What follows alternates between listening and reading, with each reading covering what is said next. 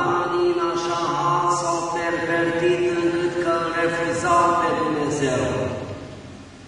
Mai mult decât atâta, se foloseau de numele lui Dumnezeu printre neamuri, dar în așa perversitate ajunseseră față de slava și cinstea Dumnezeirii, încât că în ascunsul inimii îl refuzau.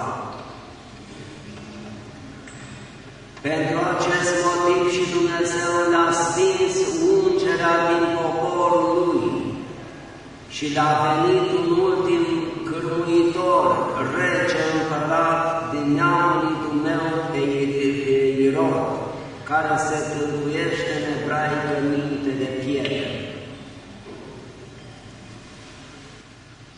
Atunci când nu trăiești ceva, te transformi doar într-un om care nu ai nimic în tine, ești doar formă de om, dar în rest ești un monstru.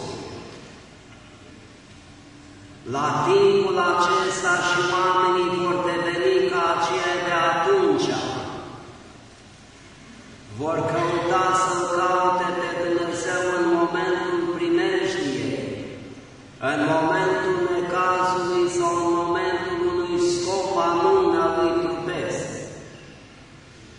Dar cum a spus și înțeleptul Solomon, pentru aceasta voi râde când va veni sabia asupra ta și te va înconjura moartea ca un vifor, că atunci când ți-am întins mâna, nu mai căuta, iar acum mă cauți, nu mai există pentru tine. Din acest motiv și Dumnezeu le-a dat cârmuitor după poftele trupești, le-a dat după cei ce gândeau față de Dumnezeu. Acest om care doar pe față era Dumnezeu, trăia în poftele lui carnal. Irodul de care spune Evanghelia de astăzi era fiul lui Irod cel Mare, cum l-a numit istoria. Acela a avut 4 fii, Irod cel Mare, care au omorât cei 14.000 de prunci în Betleem și a pierit cu sunet. Le-a dat la moartea lui în 4 părți regatul care îl stăpânea celor 4 fii. Unul dintre ei este Irod cel Mic, numit de istorie și care este persoana non-grata din Evanghelia de astăzi. A fost pe timpul pătimirii Domnului Hristos și totodată cel care l-a ucis pe Sfântul Ioan Botezătorul. Acest nemernic, văzându-se popoțat în vârful ierarhiei sociale, stăpânind peste iudei, mână în mână cu împăratul Romei, se simțea ca un leu, simțea că nimeni nu mai este ca el și stăpânea cu mare putere poporul iudeu. Le-a dat Dumnezeu această stăpânire de leu pentru faptele lor, dar printre ei mai erau și oameni care nu meritau așa ceva. Iată-l pe Irod dezlănțuit în poftele lui.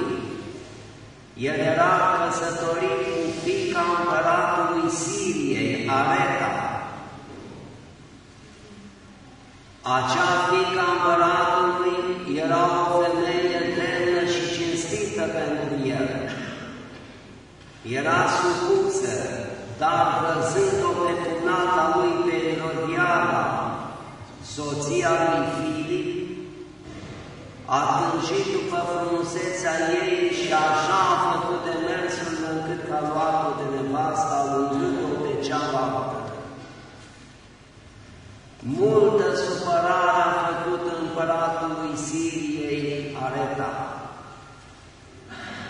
dar a trecut până la vremea răzbunării de care vom vorbi, că va fi lungimea cărții. Iubiți credincioși, iată-l pe Irod desfătându-se de acum cu cumnata lui cu Irodiada, și aceea avea o fiică, Salomea. Sfânt Ioan Botezătorul a ieșit deja la propovăduire în timpul acela. Vestea lui, a vieții lui și a cuvântului lui s-a dus în tot Ierusalimul, trecând chiar și hotare. Era într-adevăr un glas care străpungea pustiul inimilor iudeilor. Cuvântul lui era blând, dar și tăios. Tăia acolo unde era putrecaiul în ființa omului. Era un om care s-a impus prin propria viață, prin propriile lui fapte, până și păgânii, idolatrii îl respectau pentru viața lui cinstită, frumoasă. Era fiul al pustiei și, într-adevăr, viața lui a marcat pe mulți din cei ce căutau pe Dumnezeu și vroiau ca să-și îndrepte viața. Ați observat și, frățile voastre, că omul când începe să alunece sau cugetă cele deșarte trupești, în orice glas ai grăit, cât de filozofic și pe înțelesul lui, devii încetul cu încetul obositor pentru el, chiar în unitate, și te respinge. Așa era Ierusalimul timpul aceluia. Numai cei ce voiau ca să-și îndrepte viața trăindu-se de păcatele care le-au făcut, îl urmau în cuvânt și în faptă pe Sfântul Ioan Botezătorul. Fiind-un oarecare adulat Sfântul Ioan Botezătorul de către Irod, că îl prețuia destul de mult pentru viața și cuvântul lui, și-a permis să-l mustre pe Irod pentru fără de legea care a făcut-o. De ce așa de caustic era cuvântul de învățătură al lui Ioan Botezătorul pentru Irod? Era în vârful piramidei sociale și cum omul întotdeauna, cu cât este mai sus, este în văzul celor de sub el, și faptele lui sunt puse în vârful piramidei și le văd toți oamenii, așa și fapta lui Irod putea să aducă o distrugere mai mare în poporul iudeu. Vedem și noi în viața noastră, când în casele frăților voastre, unul este deviat cu o anumită patimă, îți ferești copiii, ți epuizezi efectiv cuvintele, zi și noapte te ostenești ca să-l acoperi pe acela care tot greșește și perseverează în acea greșeală. Cu atât mai mult vedem de la cel ce stăpânește o țară. Faptele lui sunt vădite peste toți supușii.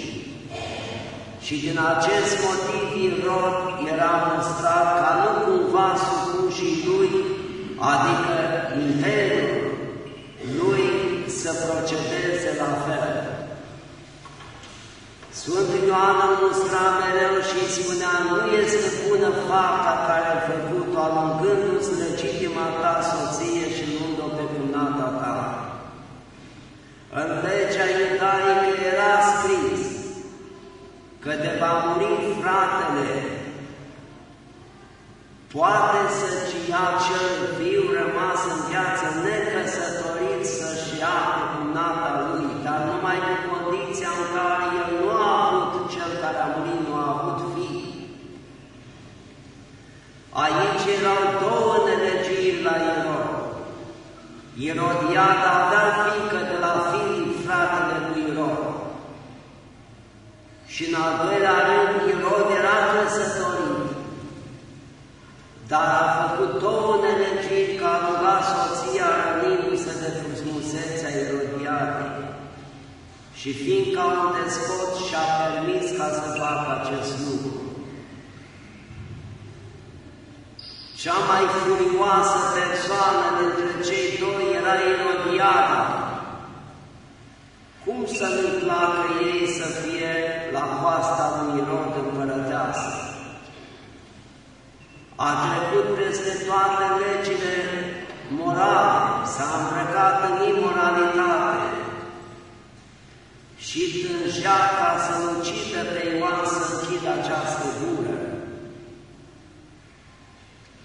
A pândit momentul, cum spune și Sfânta Evanghelie, când să se folosească de inepțiile și de ușurarea minții lui Irod.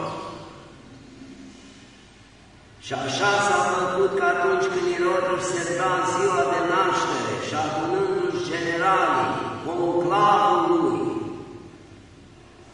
cohorta lui de oameni care trăiau în același nădăjiri, și-a adus cântăreți și dansatoare, printre care era și Salomea.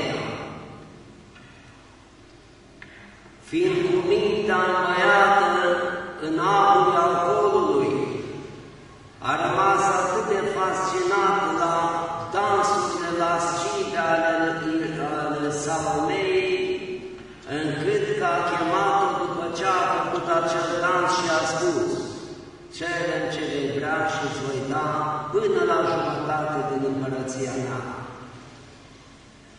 A cumpărat acea desfrânată, acea vorbă și neștiind ce să ceară, s-a dus la Irodiada. Irodiada, care era stăpânită de gândul mărșav de crimă, i-a spus: "Dacă l-ai prins în acest moment de cumpănă, du-te la el, mai fă un dans și cere acum, nu mâine, capul lui Ioan, care era în temniță deja, să-l aducă pe Tifsie." S-a dus șăcarului ca Salomea și i-a spus acest cuvânt, iar Irod s-a întristat, i-a sărit alcoolul din cap, din cauza că i-a cerut prea mult și nu se aștepta la așa ceva. Jurământul l-a făcut în fața generalilor lui, a oamenilor de baza lui, și nu mai putea întoarce. Totuși, cu mare tristețe și-a trimis speculatorul în temniță și a tăiat capul Sfântului Ioan și într-o tipsie punându-l l-a dus în plină desfătare și i l-a dat Irodiade, întâi Salomei, iar Salomea l-a dat Irodiade.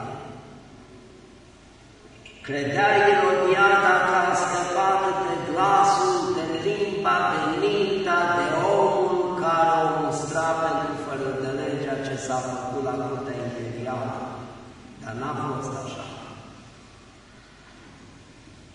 Gura Sfântului Ioan Botezătorul, deși era desprinsă de trup, a început să trăiască mustrând-o în același glas blând, spunându-i: "N-ai făcut bine, Irodiada, fapta care ai făcut-o cu Irod." Ca să vedeți, iubiți credincioși, în ce limite pendulează omul. Este nefiresc un cap despărțit de trup ca să mai trăiască. N-a rămas uimită de această minune și-a luat un ac și îi țepa limba care o mustra. Și în felul acesta s-a sfârșit Sfântul Ioan Botezătorul. Ca să nu uit cuvântul, a fost și țara noastră Irodiadă, doamna Chiaștă, care când era ea în puterea stăpânirii, dând o masă festivă boierilor ei, a tăiat câteva capete a celor închiși și a dus în plină masă pe Tifsie, făcând o scârbă tuturor mesenilor, că apoi și-a primit și ea plata ducându-se în lumea largă, unde a și pierit în exil. Acum o văd pentru comunele astea puse pe o piedestal. Și câte n-au fost din acestea? Iubiți credincioși, trupul Sfântului Ioan a fost luat de ucenici și îngropat, iar capul în altă parte îngropat. Spune Evanghelistul că atunci când a venit Mântuitorul și făcea minuni și propovădea cuvântul Împărăției, Irod se mira zicând: cine este acesta, nu cumva înviat Ioan? Că Domnul Hristos a intrat la propovăduirea Evangheliei după arestarea Sfântului Ioan și a murit la 6 luni Domnul Hristos de la moartea Sfântului Ioan. Deci, ceea ce s-a întâmplat astăzi, că s-a tăiat capul Sfântului Ioan, a fost cu 6 luni înainte de patima Domnului pe crucea Golgotei. Dragi credincioși, n-au fost nevinovați iudeii la această crimă, din cauza că fariseii, cărturarii, saducheii mergeau și ei spionând cuvântul lui Ioan Botezătorul. Și când îl auzeau pe Ioan spunând că nu sunt eu cela ce trebuie să vină, ci vine după mine cela ce mă va boteza pe voi cu foc, că eu nu-i sunt vrednic să dezlau cureaua încălțămintei lui, nu convenea acest cuvânt și îl pismuiau, fiindcă propovădea venirea lui Mesia, de care ei erau străini. Nu puteau ajunge să-l ucidă pe Ioan, dar iată că l-au învoldit, l-au omit pe Irod, care într-adevăr gândea ca un cap fără minte. Nu degeaba era supranumit minte de piele. Ca și în ziua de astăzi, cei ce dispun de putere își împart oameni care pot fi manipulați, oameni care n-au identitatea lor, sunt robotici și ce li se impune, aceea fac, că dacă nu, li se trage osul din gură și roade bețe. Iubiți credincioși, iată fapta lui Irod care a rămas înconveiată în istorie. Oamenii mor, uită, trec cu vederea, dar la Dumnezeu nu se pot trece cu vederea și nici nu lasă foncul istoriei să acopere fapta. Ne punem întrebarea de ce ieșirea din viața pământească a lui Ioan Botezătorul a fost prin tăierea capului și nu altfel. Sfinții Părinți au tălcuit că iudeii și-au tăiat toate prorociile prin sacrificarea lui Ioan Botezătorul. El era capul tuturor prorocilor. El era ultimul proroc care l-a și botezat pe Domnul Hristos, care l-a văzut pe Domnul Hristos. El era Îngerul lui Dumnezeu în trup, trimis de Dumnezeu să îndrepte căile iudeilor care erau strânte și părăcinite. Pentru acest lucru Dumnezeu a mijlocit ca ieșirea din viață să fie cu tăierea capului. Cu alte cuvinte, sinagoga a început să piară și a tăiat Vechiul Testament din rădăcină, ea a rămas ca o corabie fără cârmă. Ioan Botezătorul de copil a trăit cu fiarele în pustiul Iordanului și fiarele care nu au judecată, nu au rațiune, nici milă, nu l-au mâncat, nici nu l-au rănit, nici nu l-au gonit din teritoriul lor, l-au adoptat și l-au prețuit. a ieșit la oameni și ce-au făcut ființele raționale, măria sa omul, chip și asemănarea lui Dumnezeu doar cu trupul a rămas, chip și asemănare, cu mintea nu mai, nici măcar fiară nu mai poți numi, l-a ucis. Una dacă ar fi murit de o boală incurabilă sau de un leu, sau cine știe cum, și alta este când este omorât de om, și nu oricine, împăratul. Și pentru ce? Pentru o târfă, pentru un moft, pentru băutură. Că dacă era treaz Irod, poate nu făcea acel jurământ. Și chiar și bea dacă era, dacă nu era la acea desfătare, poate nu făcea acel jurământ. Și poate dacă Salomea nu dansa, să-l fascineze cu șoldurile ei și cu formele ei, negândind, poate nu făcea acest lucru. De un semn de întrebare, câți nu și-au pierdut viața, familia, prietenii la aceste petreceri precum Irod. Vremea s-a scurs și peste el și peste ceilalți. Irod a mai trăit o bucată de vreme în slava și cinstea lui, dar trebuia să vină odată și răsplata lui pentru fapte. Când Domnul Hristos era la curtea lui Pilat și a fost trimis la el, la curtea imperială, a fost batjocorit și umilit. Știa de Domnul Hristos și l-a trimis la moarte. A tăcut Tatăl Ceresc, până în ziua când a slobozit să cadă tot sub sabia mâniei lui, sub sabia prostiei lui mai degrabă, spus, a faptelor lui. Fiind foarte supărat Areta, împăratul Siriei, pentru fapta că i-a lăgat pe împărăteasă, pe fiica lui de la palatul lui Irod, a pornit război asupra lui Irod. S-a încins o bătălie puternică în care mulți au fost morți, rămași pe câmpul de bătălie. Când a auzit împăratul Romei ceea ce se întâmplă în Israel, în Ierusalim, l-a ridicat pe Irod împreună cu toată familia lui și l-a dus în exil, prima dată în Lyon și apoi în Spania. Acolo a stat părăsit până la sfârșitul vieții. Un sfârșit tragic și pentru el și pentru Irodian.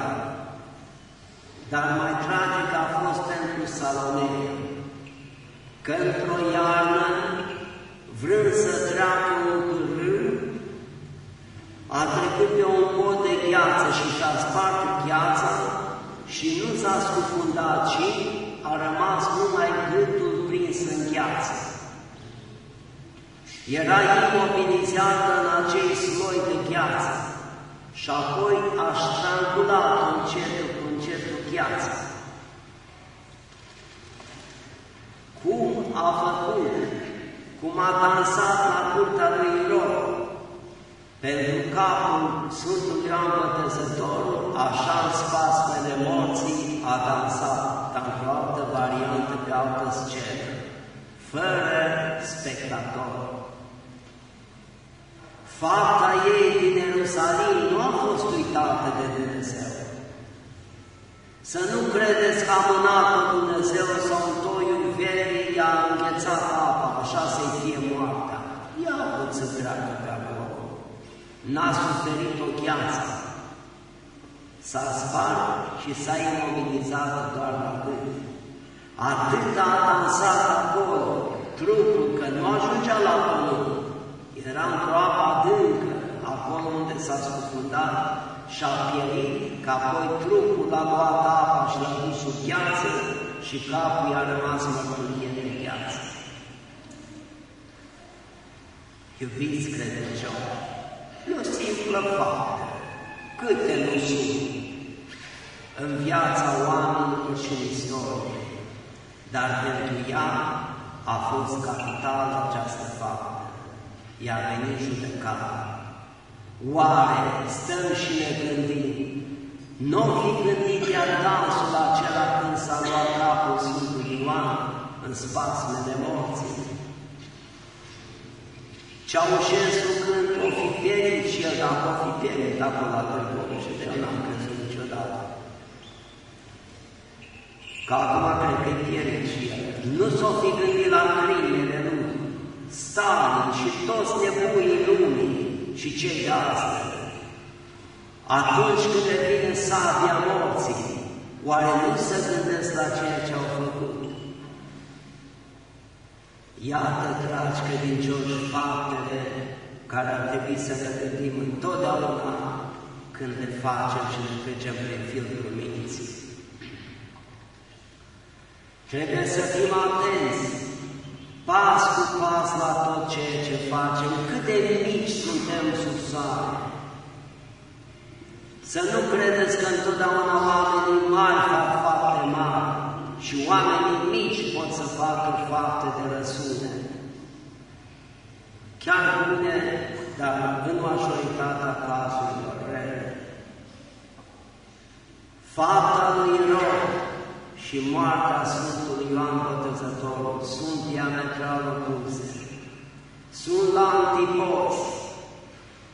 I-a dat Dumnezeu putere lui Irod ce-a făcut din ea, l-a înfădeiat istoria un criminal și împreună cu el toți ceilalți, care sub stăpânirea lor au fost în sinagogă, sub stăpânirea lui Irod au fost stăpânitorii sinagogii și l-au răstignit pe Domnul.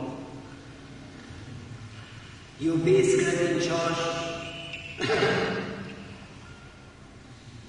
Sfântul Ioan Botezătorul a venit pe pământ și, trăind într-o viață austeră, și-a ascuțit cuvântul ca de tunel. Nu înfricoșa oamenii, ci le-a arătat cum trebuie să fie față de Dumnezeu, că nu sunt doar niște animale de manipulat, cum sunt oamenii de astăzi, efectiv roboți, ci au fiecare identitatea lor, chipul și asemănarea lui Dumnezeu. Majoritatea l-ascultau și veneau la Iordan și mărturisindu-și păcatele se botezau. Grașii pământului, cei care erau toți în scripturistică, aceia l-au refuzat pe Ioan Botezătorul și au făcut corp comun cu Irod. Dar fiecare își primește plata urând iara lui Dumnezeu după cum a făcut. Să nu credeți că oamenii sunt diferiți aceștia de astăzi față de aceia de atunci. Cei care mai citiți printre rânduri, nu foaia întreagă, cum este o vorbă printre rânduri să citește istoria. Gândiți-vă bine cum lucrează oamenii în ziua de astăzi, cum se folosesc de oameni. Și omul este doar o simplă marionetă folosită ca pe un ciorap sau ca pe altceva mai intim și apoi aruncat. Astăzi se împlinesc 10 ani, nu din alt motiv omenesc, ci din motiv a ceea ce se întâmplă în lume. 10 ani de la evenimentul din America. Să nu credeți tot ce se scrie. Totul a fost pregătit. Nu sunt un speculant al cuvintelor, al cifrelor. Departe de mine acest lucru. Dar stau și mă gândesc de ce de tăierea capului Ioan s-a făcut acest lucru? Oare nu cumva a fost o decapitare a unui putere? Că aceste lucruri care s-au făcut în America, neținându-se cont de oamenii care vor pieri, au fost premeditat făcute să fie motiv pentru evenimentele care aveau să se desfășoare. Fără numai că intrăm într-o nouă etapă a omenirii, de mondializare, o etapă de robotizare a oamenilor. Iubiți credincioși, păziți-vă din toată ființa frăților voastre să nu vă robotizeze sufletul. Trupul poate să facă ce vor cu el. Cum a fost și Sfântul Ioan Botezătorul, și-a trăit viața cinstit și a făcut faptele care au rămas în istorie. Dar a murit cinstit demn ca să meargă și dincolo în iad să propovăduiască că a venit Hristos pe pământ. Așa și acum, păziți-vă să nu vă robotizeze sufletul și mai ales prin ecumenism. Sunt oamenii puși special ca să facă aceste lucruri. Sunt irozi puși în puncte forte unde au putere de decizie peste trup și peste suflet. Dar peste suflet numai aceia care nu au pe Dumnezeu pot să aibă putere. Peste cel care crede cu adevărat, nu permite Dumnezeu să intre, să interese mintea. Fiindcă astăzi, mi se pare că mâine încep copiii școală și se obișnuiește ca să face rugăciune pentru ei. Vom face rugăciunea cumpenită pentru ei. Dar ca părinți, vă rog insistent, păziți-i ca lumină ochiului. Școala nu mai este ce a fost. Majoritatea să plâng că toți copiii, aproape toți, se strică în școală. Snobismul în școală este la limitele cele mai întinse, mai ales în anii de liceu sau facultate. Mulți copii care mai au bunul simț, mai vor să facă ceva în viață, se plâng de mărșăviile care se fac și de indecența, de imoralitatea care este lăsată să crească. Stăpânitorii țării și ai lumii nu-i mai interesează de bunul simț al copiilor și bună creștere, ci din contra proliferează tot ce este mai obscen. Este rușine astăzi să mai fii un om curat în integritatea ta morală și corporală în școală. Dacă nu fumezi, ești un demodat. Dacă nu ai căști în ureche să asculți muzică, ești un nimic. Dacă nu porți cei mai strâns pantaloni și haine, ești o stricată. Nu mai gândiți așa și ajutați-vă copiii ca să crească și să învețe. Umila învățătură care a mai rămas și se face. Măcar aceea să o acumuleze copiii, că vedeți frățile voastre cum se pun oameni potriviți la locuri potrivite. Chiar vorbeam cu niște profesori încărunțiți în meserie. Au pus un copil ministru. Ce să știe acest Dumnezeu să mă ierte venit cu cluta? Ce înseamnă învățământ? Sau spune ministrul sănătății un ungur. fără numai că totul este deliberat făcut să vă strice copiii, pentru care din zi și noapte. Fiți atenți, dragi credincioși, și sfătuiți măcar de acasă să plece cu minți, măcar să se comporte cât pot acolo în bunele maniere, că vă face și pe frățile voastre de Hristos. Acest cuvânt vi l-am spus din toată ființa mea, nu cu niciun scop murdar, că dacă în școală nu vi se spune, măcar aici să le spun. Și nu le spun ostentativ față de cei care fac aceste lucruri mărșave și proliferează indecența, mărșăvia, drogurile, desfătările.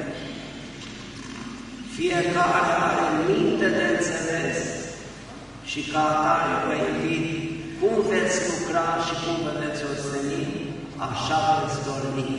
Nu acum când copilul ți ca un îngeraș, când va apărea libertatea, ai să vezi mamă și tată, lacrimile cum nesecate îți vor fi pe obraz.